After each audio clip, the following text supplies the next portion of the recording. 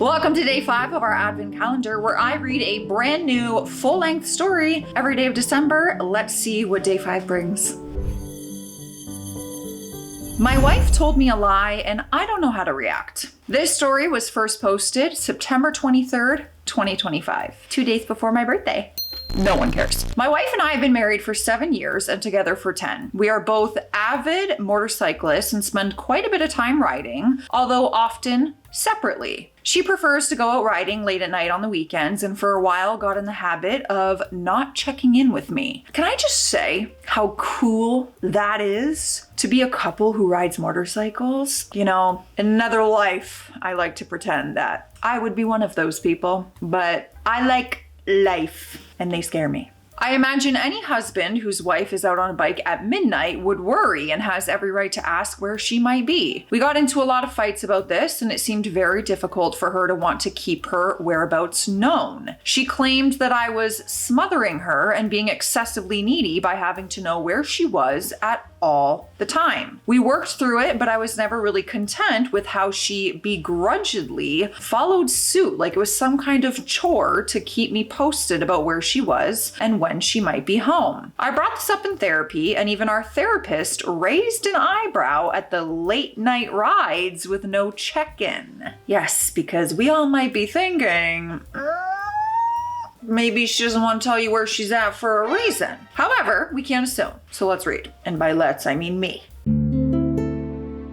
Still, my wife never seemed to see the problem. Fast forward to a few weekends ago. My wife was out riding and it was getting late again. I sent her a message asking if she was getting dinner while she was out. She responded with a simple, "Yeah, I'm good. Thank you. Love you." I was kind of hoping she'd give me a little more details as it was getting dark out. Some time passed and I responded by saying, "Sweet, I'm gonna be home for the night. What are you up to?" I didn't get a reply, so I followed up with, "I really dislike when you don't care to tell me what you're doing on a Friday night." Maybe this was a little forward of me, but she knows how frustrated I get in this situation, and we've dealt with it so many times in the past. This made her very upset, and we ended up arguing. She then gave me a TTYL, haven't heard that in a decade, that means talk to you later, and said she was going to keep riding her bike. Naturally, I kept texting. After a few messages, she responded by saying, "I'm trying to drive my damn bike, and you are blowing up my phone with this, which is uncalled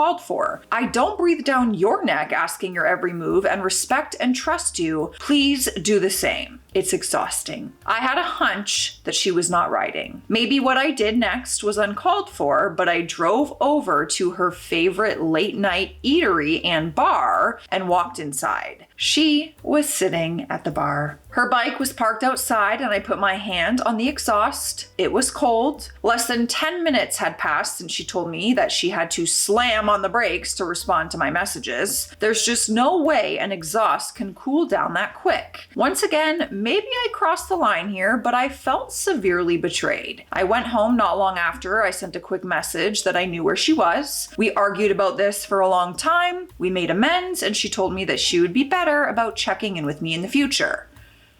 But why did she lie? Oh, that was the lie. Title. Yes. Okay. That's not the white lie though. Oh. But simply a precursor. Up next is the real issue I'm dealing with. This past weekend, she was out at a local cafe and bar doing some work. She was being really good about checking in with me, but it kind of festered out as the night progressed. She told me she was going to go over to her office to finish some work, and that was the last I heard from her. I was heading home for the night after a late gym sesh and called her to check in. She did not answer after the first call and called me back a few minutes later. While we were chatting, I could hear others in the background. She was also talking kind of weird. After a minute or so, she told me she was getting a call and had to pick it up right away. I kind of understood that the importance of the call was something that affected both of us. We are in the process of buying a new home and the seller's agent was calling. I was expecting a call back with some news, but the call was never returned. An hour had passed, so I called her back to see what she had learned about our offer. She didn't answer, but responded with a text, "Call you in a few." When she called back, I could tell she was in her car. She started telling me all about what she had learned and how long of a conversation it was, how she also called our lender to check some numbers. It didn't really add up, and I was sensing some plot holes. I asked, "Where were you when I called?" She said, "Well, I'm driving now. I pulled over to talk to the seller's agent." I said, "If you pulled over to talk to him, why could I hear people in the background when I called you?" She didn't have an answer, and I let it slide. It felt so off. When I saw her later that night, I told her I just want to be able to feel like she can tell me the truth. I was hoping she would come clean, but it never happened. Now to today. I checked our phone records because I couldn't shake the events that happened that evening. Not at all to my surprise, she had lied to me. After my call to her, there were no other calls. She had pretended someone was calling to get off the phone with me. When I confronted her, she said she was hanging out with friends and just wanted to enjoy herself, and it was easier to just lie so that she wouldn't have to face my reaction. I was so hurt by this lie. She's not great with apologies and slapped together a "I'm sorry I lied to you." The problem I face is that there's always a follow-up. She told me she feels the need to lie because I'm insecure. I also need to trust her more, and it always feels like I never give her room to breathe. I need to work on myself more and be more confident and trusting. It all just seemed like she was justifying her lie. Like somehow it was my fault. It was not a great conversation, and neither one of us was getting the point across. All I know is that I feel betrayed yet again, and I don't know how I can trust her. I also feel terrible that she couldn't simply admit that she was wrong and followed up by making it about my insecurities. Am I wrong here? I genuinely don't know what to do. We haven't talked since, and I could use some advice. Extra information about my relationship. Generally, I would not call our relationship strong. Our intimacy and closeness has dwindled over the years. The avoidance has been going on for roughly 2 to 3 years. The late night rides and lack of communication about her whereabouts has been going on about the same. 2 to 3 years? Yeah, there's no way I'm living like that. You know what we say? Couldn't be me. There was a time years ago where I caught on to her having extended conversations with another man via text. He lived in another state and claimed that he was just a friend. These conversations have been going on for months before I found out. It left me broken, and I still harbor a light resentment, admittedly. I likened it to an emotional affair, a claim at which she balks at. I am not satisfied with the intimacy, as I do not feel we connect on deep levels as of late. I cannot speak for her. Our major fights tend to revolve around the same topics. I usually am the one to bring up my concerns in hopes to start a forum, but it usually gets turned around as I am overly dissatisfied, and that's in quotations, and I can't simply let things be. While her late night rides are a lot of the problem, it's all the same if she's in the car. Then he added an edit to this original post, writing, "A few weeks have passed since I wrote this, and I wanted to offer an update for those who requested one. To cut to the chase, oh, well, I don't think I was on this marathon because I didn't expect this. To cut to the chase, we are getting a divorce." I mean, I think I may have expected it being a possible outcome, but this soon? Honestly, experiencing these emotions has been excruciating to say the least. I wish this on no one. When I was fielding your much needed replies, I was staying in an Airbnb to give us time away from one another. She was livid at first, but she quickly realized the importance of time away. I myself had plenty of time to reflect on many of the responses here and spent all of my free time journaling to work out my thoughts. I returned home after a week and we had a heart-to-heart. Much to my surprise, we both came forward equally with the proposition to separate. Now, I don't believe she's cheating, and I don't think it's a substance dependency. There were suggestions that seemed to percolate to the top of this thread. Perhaps I am naive as well, but at this point, it no longer matters. Regardless, what we have is a textbook case of two people who aren't right for one another. We have fought hard to save our marriage over the years, and quite honestly, the feeling of failure is the hardest part to cope with. Beautiful memories of our early time together surface in waves and manifest as tears. Her and I have grieved this loss at different times and in different ways. There will always be the doubt and questioning of, could we have made it it work. Hopefully the years will reduce the doubt to a whisper. In conclusion, we are both amicable at this phase and hope to continue a friendship to the future. That is a friendship not carried over from a previous marriage, but one rebuilt from scratch. In some ways, I can sense our relationship is already healing and improving. I hope this may be a predictor of the future. I'm about to close on my home soon. There is a subtle undertone of fear in the loneliness ahead, but I can see that quickly becoming eclipsed by the opportunity to rebuild myself. I look forward to the journey in growing and learning to love who I am as an individual. I wish her the best as well. Where does this story go then? Because that was a lot faster than I was thinking this was gonna happen. All right, since he mentioned that people had a lot to say about his marriage and he reflected on the comments a lot, let's see what people were saying and the answers that he was responding with. Someone commented, put on a location tracker. She honestly says at the start what she's gonna do and when she'll be back and only texts when she deviates from it. That way, there's no need to keep communication going, which I understand can be smothering for her. And you know where she's at all times. You both seem to have an issue, but don't listen to each other and you fixate on their own. Search for a solution for both issues together as a team. That's interesting. He said, I appreciate the suggestion. I recommended the location tracker previously, only when she's out late night riding. She did not like the suggestion and it never ended up happening. I totally get, listen, if my partner was a bike rider and especially like to ride alone at night, I'm gonna worry. I'm totally going to worry. You could be a friend, a sibling, anyone. I would worry about anyone I cared about on a motorcycle out at night. Of course, I would worry about them riding during the day. Next comment. I would bet my paycheck she has a boyfriend. I would not buy a new house with your future ex-wife. You are being taken for a ride. Put a GPS tracker on her bike and you will see. You should have walked into that bar to see what was up. OP said, so I actually did walk into the bar. She appeared to be sitting there alone. I didn't hang around long enough. The thought of a GPS tracker has crossed my mind, but never followed through with it. Next comment, do you have kids? If not, I would be out of there immediately.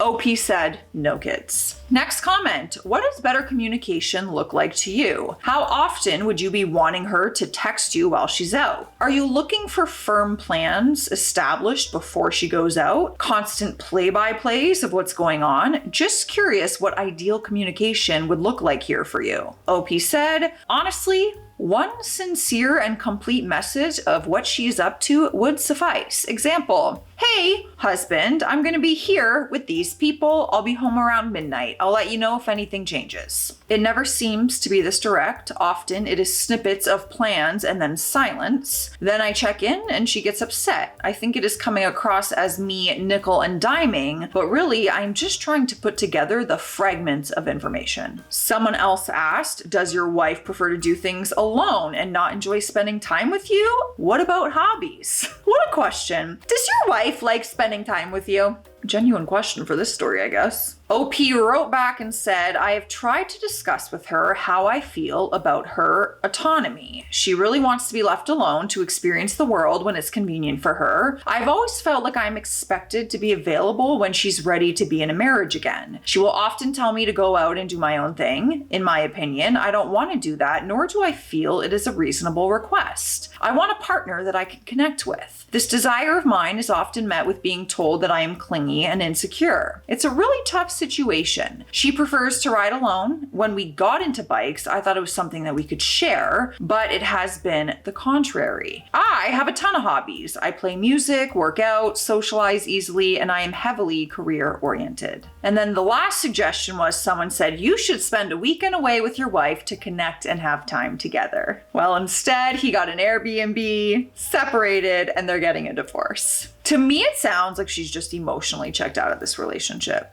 just from reading it. We do have an update though, thank God, because it can't just end there. What do you mean? I need more details here. But first, let's hydrate. So grab your beverage of choice. We're hopping on hydration station. Cheers. You should drink water though, as you know. You guys, Matt and I are driving on the highway and look at all the snow. Look at the trees. It's so pretty to look at.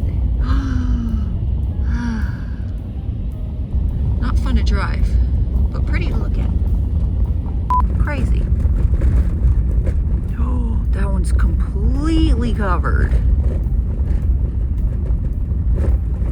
The next update was in more recent times, November 13th, 2025, 2 months later. Do we think this was a smooth divorce? I think not. I wanted to offer one last update on this saga that is my failed marriage. We both amicably decided to separate. So I thought. Admittedly, it was a healthy choice for both of us, and from what I just experienced, I am only more confident moving forward and finding my peace. In short, I've always had a consistent income. Her industry is seasonally dependent, and as much as I wanted to just leave, I knew I couldn't just ditch her to figure out survival on her own. Initially, she had suggested we separate but live under the same roof until next May. This would have given her the safety and confidence to push into her busy summer months. Of course, I said hell no. I felt that was a crazy suggestion. For one, there is absolutely no way that wouldn't further poison our already toxic relationship. Second, I really saw the need to break away so that I could heal and rebuild my life, which had effectively been decimated. I decided to buy my own house, but I offered to stick around financially until she could earn the funds she needed to start her new life. That is so kind of you. We had been cordial for the week or so that I finally closed and I was settling in, dare I say, becoming friends. My new house was barren and I quite literally celebrated the purchase of a new couch. As a side, you don't really appreciate a comfortable place to sit after a long day of work until all you have is a wooden bar stool and a worn out rug from your old home. We had continued to show each other little acts of good faith, but after a few days, communication went dark. To be expected, I guess. I was loving the serenity of my new home and was beginning to experience a love for myself that I haven't felt in years. Honestly, not having to talk with her brought a sense of relief. Yeah, because then you're never worried about, well, you would still worry about her. Maybe you're not worried about her in the same way about what she's up to, but I think you're always going to worry about her safety on the motorcycle. You know, you clearly have a heart. One item I wanted to be sure was made right was a water heater leak at her house, my old house, which I still own. I noticed it when I moved out. I called a plumbing company to take care of it as I have a busy work schedule. Admittedly, it breaks my heart to even enter that home, and I was just as much avoiding that. Sadly, the plumbers canceled twice and I was getting impatient, so I figured I would just handle it. I let her know I would be dropping in and she was more than okay with it.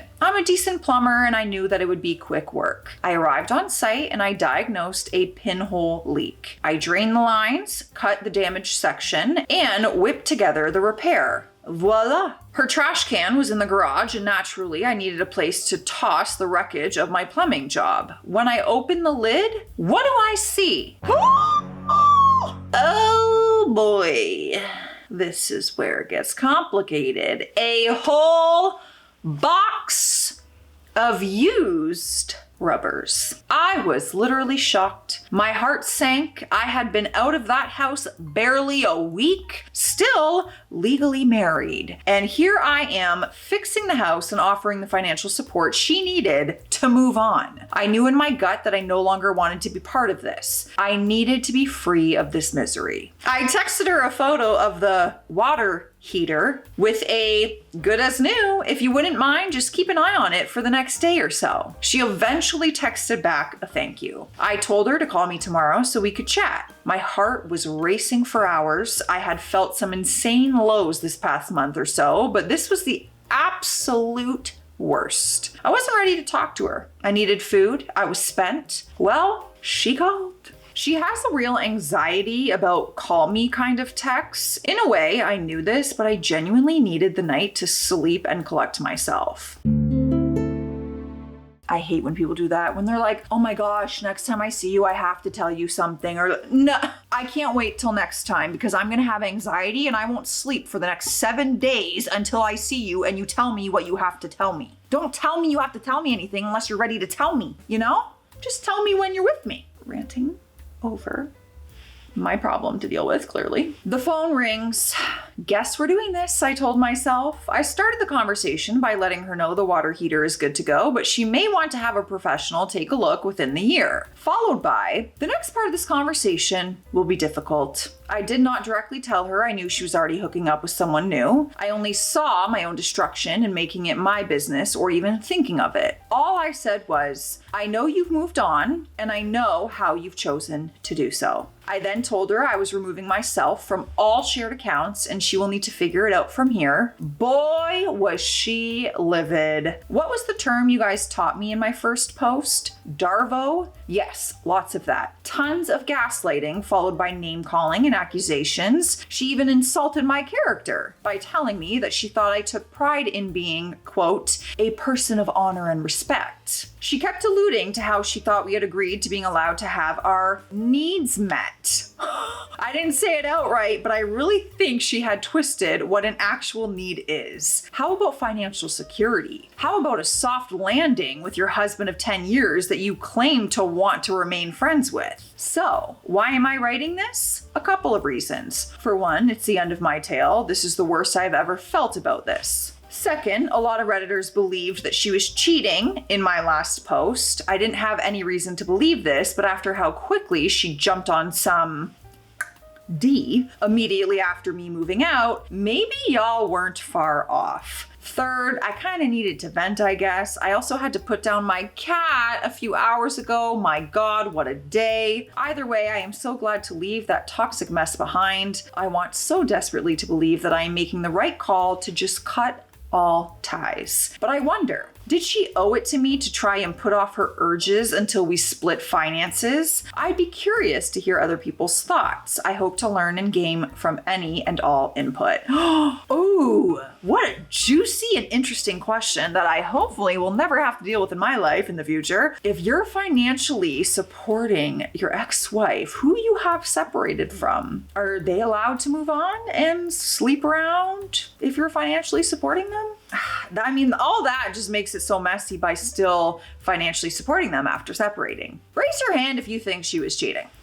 I think she was emotionally checked out, and I think it may be because she had other people in her life in some ways. You know, even if it was just an emotional affair, she seemed very checked out from this marriage. Let's see what Reddit's saying though, because boy, can they be savage. Someone wrote, brother, I know it stings right now, but if she's this quick to physically move on from you, then you need to do yourself a favor and emotionally move on. That also means emotionally cutting her off and cutting her off from everything else, financially, etc. It would also indicate she probably had something already lined up before the divorce. Maybe even before, possibly. All speculation, but boy, is that a quick turnaround time. Figure out the house, figure out the divorce, only talk to her about those things, and for the divorce, do it through your lawyer as much as possible without charging you. Move on. OP said, I spent so many years being gaslit and I feel like I can finally see through it all. I really wish I could just ask if there was someone that she's been with or if it was just some kind of fling. The question alone would only cause more suffering, and knowing her, it would be an answer that couldn't be trusted anyway. Next comment. The main takeaway from this is to not let yourself get stomped on repeatedly and know when to speak up. Looks like you finally learned to do that after years of taking it lying down. Way to kick a man when he's down. Damn. OP said, bro, I've been stomped this whole time and was always led to believe that I was the only one that should be apologizing. I never thought I could be a victim of an abusive relationship, but here I am. The feeling of conviction when I told her I was finally standing up for myself. There was nothing she could say. I found the backbone for the man I will become on the other side of this. Next question, I guess it says OP clarifies on the box of rubbers. I don't know what we need to clarify there. Do we need more details than that? OP said, all right, let me set this straight. I did not think there would be so much semantics surrounding the box. Evidently, it's an important detail that must be brought to light. It was a crushed/folded box with a tied off used rubber dangling out. I did not dig around to count the number of used rubbers. Maybe box full of was an overgeneralization. I honestly don't know for sure. Oh, can't imagine seeing that. Ooh.